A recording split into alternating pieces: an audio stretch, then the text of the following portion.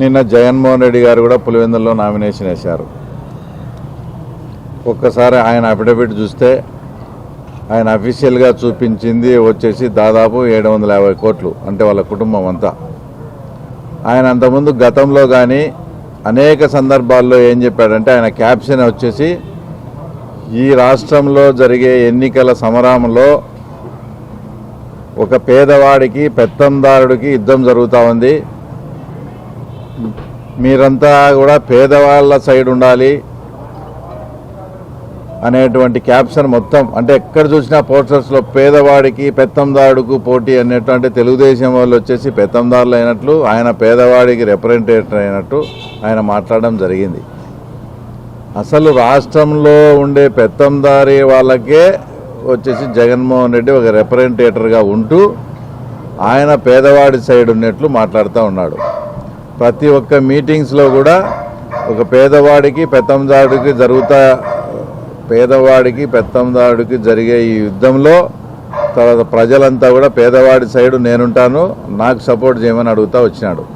ఈరోజు ఆయన official affidavit 750 కోట్లు దాదాపు ఉంది. ఆయన మీద పోటీ చేస్తున్న నా అఫిడవిట్ అంతా కూడా 70-80 లక్షల్లోనే ఉంది. అంటే ఇప్పుడు ఆయన ప్రకారమే ఆయన చెప్పినట్లుగానే, అంటే ఇక్కడ పేదవాడెవరు వచ్చేసి పెత్తందారుడు ఎవరు, ఒక్కసారి పులివెందుల ప్రజలు కానీ రాష్ట్ర ప్రజలు కూడా ఆలోచన చేయండి. ఆయన చెప్పినట్లుగానే పులివెందుల ప్రజలు ఆయన చెప్పినట్లే చేయండి. ఆయన ఏం చెప్పాడు, పేదవాడి సైడ్ ఉండమన్నాడు. ఇక్కడ అంటే నిన్న ఆయన నామినేషన్ వేసిన సందర్భంగా చూపించిన ప్రకారం ఇక్కడ పేదవాడు వచ్చేసి బీటెక్ రవి, తర్వాత పెత్తందారుడు వచ్చేసి జగన్మోహన్ రెడ్డి కాదా. కాబట్టి పులివెందుల ప్రజలంతా ఏదైతే జగన్మోహన్ రెడ్డి చెప్పాడో ఆ ప్రకారమే చేయమని కూడా నేను పులివెందుల ప్రజలను రిక్వెస్ట్ చేస్తూ ఉన్నా. తర్వాత నిన్న జగన్మోహన్ రెడ్డి గారు పులివెందుల్లో మాట్లాడుతూ చాలా అసభ్యకరంగా, చాలా నీచంగా లాస్ట్కు వాళ్ళ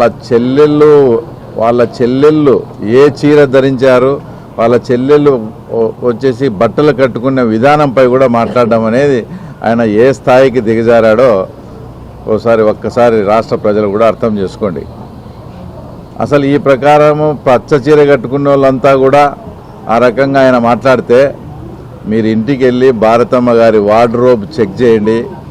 ఆమెకు అసలు పచ్చ చీరలు కానీ పచ్చ డ్రెస్సులు ఉన్నాయా లేదా అని ఒకసారి జగన్మోహన్ రెడ్డిని చెక్ చేసుకో. అనేక సందర్భాల్లో కూడా భారతమ్మ గారు పచ్చ డ్రెస్ వేసుకొని తర్వాత ఉన్న ఫోటోలు కూడా ఉన్నాయి. అంటే దాని అర్థం ఏంది అంటే, ఏది కన్వీనియంట్గా ఉండి ఆ సందర్భానికి ఏది ఇదైతే ఆ రకంగా మాట్లాడడం కరెక్ట్ కాదు. ఒకవేళ మీరు నిజంగా వార్డ్రోబ్ చెక్ చేసుకొని పచ్చ చీరలు ఉంటే అవన్నీ కూడా ఇంటి బయటికి గెంటేస్తారా మరి మీరు? తర్వాత ఆయన లెగసీ తర్వాత వారసత్వం మీద కూడా మాట్లాడడం జరిగింది.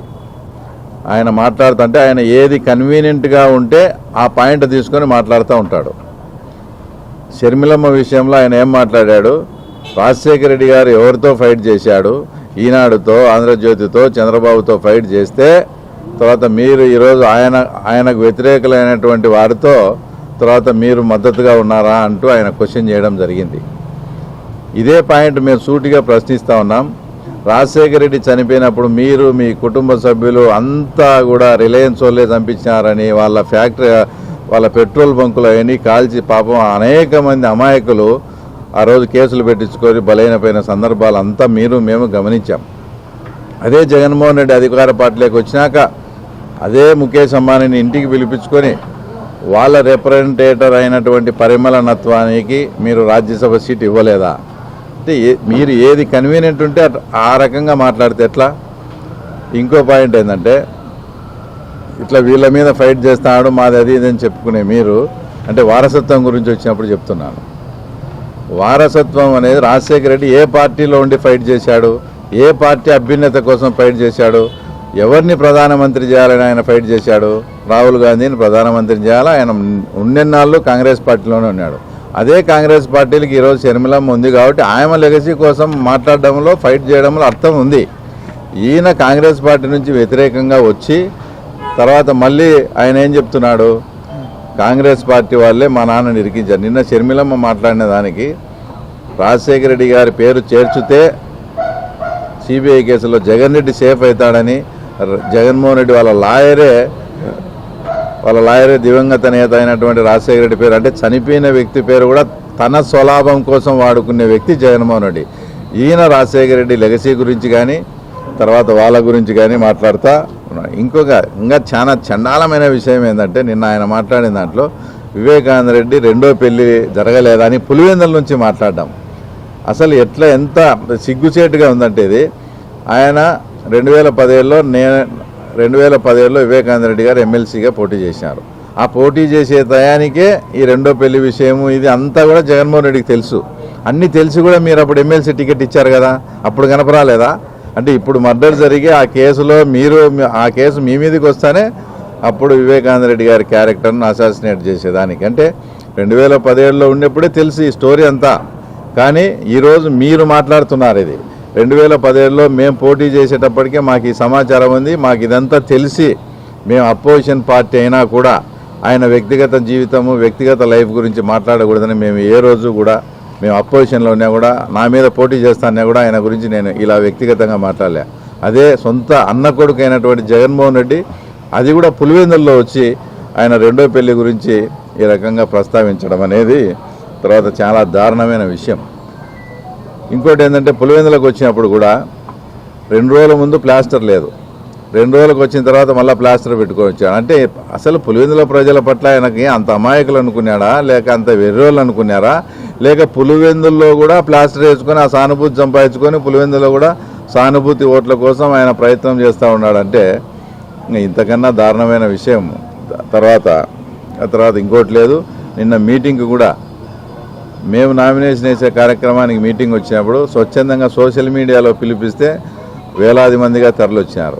నిన్న జగన్మోహన్ రెడ్డి నామినేషన్కు పులివెందుల్లోనే డబ్బులు తర్వాత మద్యం సరఫరా చేసుకొని మనుషులను పిలిపించుకునే స్థాయికి వచ్చేసి ఈరోజు జగన్మోహన్ రెడ్డి దిగజారినారు. వైఎస్ఆర్ పార్టీ స్పష్టంగా మాకు కనపడతా ఉంది. కాబట్టి పులివెందుల ప్రజలు ఈసారి జగన్మోహన్ రెడ్డి అహంకారానికి, పులివెందుల ప్రజల పట్ల జగన్మోహన్ రెడ్డి చూపించిన నిర్లక్ష్య వైఖరికి రాబోయే ఎలక్షన్స్లో ఖచ్చితంగా బుద్ధి చెప్పాలని ఆ సమయం కోసం ఎదురు చూస్తూ ఉన్నారు. తప్పకుండా ఈరోజు ఈ అహంకారానికి, నిర్లక్ష్య వైఖరికి తప్పకుండా బుద్ధి చెప్తారు. ఆయన చిన్నపిల్లోడు అని, ఆయన దృష్టిలో చిన్నపిల్లోడు, దానికి సునీతమ్మ కూడా చిన్నపిల్లోడు అయితే బడికి పంపారని, సోషల్ మీడియాలో చిన్నపిల్లోడు అయితే లాలీపాప్ తీపిమని అవన్నీ మాట్లాడినారు సోషల్ మీడియాలో. కానీ ఆయన ఒక ముఖ్యమంత్రి స్థానంలో ఉన్నాడు. ముఖ్యమంత్రి స్థానంలో ఉన్నప్పుడు నువ్వు పార్టీ పెట్టుకునేప్పుడు ఆయన మీద ఆరోపణలు వచ్చినప్పుడు నైతిక బాధ్యత వహించి నువ్వు టికెట్ మామూలుగా అయితే ఇవ్వకూడదు. అయితే ఆయనకు టికెట్ ఇవ్వకుంటే వివేకానంద రెడ్డిది అదంతా చేసింది మేమే అని అనుకుంటారనో, ఆయన ఏ కారణం చేతనో టికెట్ ఇచ్చుకున్నాడు, అంతవరకు ఓకే. ఒక సిబిఐ భారతదేశంలోనే అత్యున్నతమైన దర్యాప్తు సంస్థ సిబిఐ వాళ్ళు అతన్ని అక్యూజ్డ్గా చేర్చి ఇతని పాత్రే ఉంది, ఇతనికి ఆ టయానికి అన్నీ కూడా ఫోన్ కాల్స్ పోవడము, ఎవరైతే A1గా ఉన్నాడో గంగిరెడ్డి కాల్ నుంచి ఇతనికి రావడము, ఈ రకమైన ఫోన్ కాల్ డేటా కూడా తీసినా కూడా ఇంత స్పష్టంగా భారతదేశంలో ఉండే అత్యున్నతమైన దర్యాప్తు సంస్థ చెప్పినప్పటికీ కూడా అతన్ని పక్కన పెట్టుకొని ఇతను చిన్నపిల్లాడు, ఇతనికి సంబంధం లేదని జగన్మోహన్ రెడ్డి ఏ రకంగా సర్టిఫికెట్ ఇస్తాడు? అది ఒక ముఖ్యమంత్రిగా ఆయనకు అవగాహన లేక వచ్చేసి చాలా చీప్గా అది వెనకేసుకొచ్చేదానికి మాట్లాడుతున్నాడు. కానీ అది చాలా చాలా ఘోరమైన అతను చేసిన తప్పది. ఒక సిబిఐ సంస్థ దర్యాప్తులో ఈ రకంగా తేల్చి చెప్పినప్పుడు ఒక ముఖ్యమంత్రి హోదాలో ఉండి ఈయనకేం సంబంధం లేదని ఈయన ఓన్ సర్టిఫికెట్ ఇవ్వడం అనేది అది ప్రజాస్వామ్య వ్యవస్థలో కానీ న్యాయ వ్యవస్థలో కానీ చాలా తప్పు. అంతకుముందు కూడా అవినాష్ రెడ్డిది గతంలో ఇంటర్వ్యూలో చూసిన, నేను పొలిటీషియన్ కాబట్టి నాకు ఏ టైంలో అయినా ఏ కాల్స్ అయినా వస్తుంటాయి, దాన్ని బట్టే నేను ముద్దాయి అవుతానా అని. మీరు పొలిటీషియన్ కావచ్చు, ఏ టైంలో అయినా వస్తాయి కావచ్చు, మీకు కాల్స్ రావచ్చు. కానీ ఆ రోజు కాల్ డేటా గూగుల్ టేక్అవుట్లో మీరు చేసిన కాల్స్ ఉన్నాయి. అది అవినాష్ రెడ్డి గుర్తించకపోవడం ఆ చిన్న పాయింట్. ఎక్కడైనా నువ్వు ప్రజాస్వామ్యంలో ఎంపీ కొన్నప్పుడు నీ కాల్స్ వచ్చాయనేది అది ఓకే, ఎవరైనా దాన్ని కాదనిలేము. కానీ ఆ రోజు ఫోన్ కాల్ డేటాలో 12:30 తర్వాత 5 గంటల మధ్యలో అవినాష్ రెడ్డి దాని నుంచి కాల్స్ పోయిన సందర్భాలు ఉన్నాయి. అదంతా కాల్ డేటా కూడా తీసినారు. కాబట్టి ఇవన్నీ వాళ్ళు ఎంత బొంకినా కూడా జగన్మోహన్ రెడ్డి ఇంకా విధి లేని పరిస్థితుల్లో అతనే దానికంతా కర్త కర్మ క్రియ కాబట్టి అతను వెనుకేసుకొస్తాడు. అతను ఆ రకంగా చిన్నపిల్లాడని అమాయకుడని సర్టిఫై చేస్తున్నాడు. అది వాస్తవంగా ఆయన అలా మాట్లాడకూడదు. అది న్యాయ వ్యవస్థకే పెద్ద మచ్చ.